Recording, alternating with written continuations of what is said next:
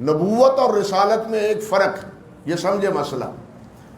نبی، ہر رسول نبی ہوتا ہے، لیکن ہر نبی رسول نہیں ہوتا۔ نبی ہوتا ہے امت کی طرف، اور اس کے پاس وحی بھی آتی ہے، امت کی وہ رہنمائی کرتا ہے، لیکن کسی کافر حکمران کے خلاف وہ کوئی اقدام کرنے کی اس کو حکم اور اجازت نہیں ہوتی۔ لیکن جو رسول ہوتا ہے، رسول کا ٹکراؤ ہوتا ہے کافر کے ساتھ، کافر حکومت کے ساتھ، کافر بادشاہوں کے ساتھ۔ یعنی رسول دعوت دیتا ہے اہل کفر کو، اور نبی دعوت دیتا ہے امت کے افراد کو۔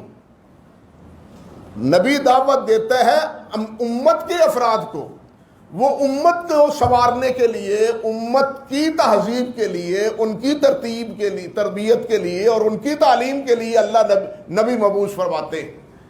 معروف روایت ہے، آپ نے کئی دفعہ سنی ہوگی، کہ العلماء ورثۃ الانبیاء، ورثۃ الرسل نہیں فرمایا، الانبیاء علماء امتی ورثۃ یعنی علماء امتی، میری امت کے جو علماء ہیں وہ کیا ہیں؟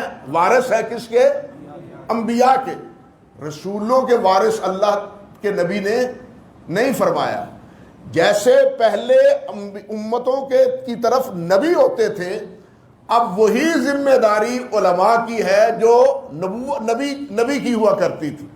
رسول کا مرتبہ نبی سے بلند ہوتا ہے، رسول کا مرتبہ نبی سے بلند ہوتا ہے۔ رسول کی تعداد ایک روایت میں، جس طرح کہ صحیح ابن حبان میں ہے، 300 سے زیادہ رسولوں کی تعداد ہے، اور انبیاء کرام علیہ السلام کی تعداد تقریباً 1,00,000 کے برابر بتلائی گئی ہے، جس طرح کہ صحیح ابن حبان میں منقول ہے۔ اللہ اکبر! انبیاء میں رسول افضل ہیں، اور ان رسولوں میں بھی پھر اللہ ذوالجلال والاکرام نے امتیاز بخشا ہے 5 اولي العزم رسولوں کو۔ وہ ہیں حضرت نوح علیہ السلام، حضرت ابراہیم علیہ السلام، حضرت موسیٰ علیہ السلام، حضرت عیسیٰ علیہ السلام، اور حضرت محمد رسول اللہ صلی اللہ علیہ وسلم۔ یہ 5 اولي العزم انبیاء رسل شمار ہوتے، اور ان 5 میں بھی سب سے زیادہ مرتبہ بلند وہ سید کائنات حضرت محمد رسول اللہ کا، سب سے بلند تر مرتبہ نبی کریم حضرت محمد رسول اللہ صلی اللہ علیہ وسلم۔ برکہ ہمارا ایمان ہے، اور ہم دلائل کے ساتھ یہ بات علی وجہ البصیرت کہتے ہیں، کہ پوری مخلوق میں اللہ رب العزت کے بعد اگر کسی کا مرتبہ ہے تو وہ حضرت محمد رسول اللہ صلی اللہ علیہ وسلم۔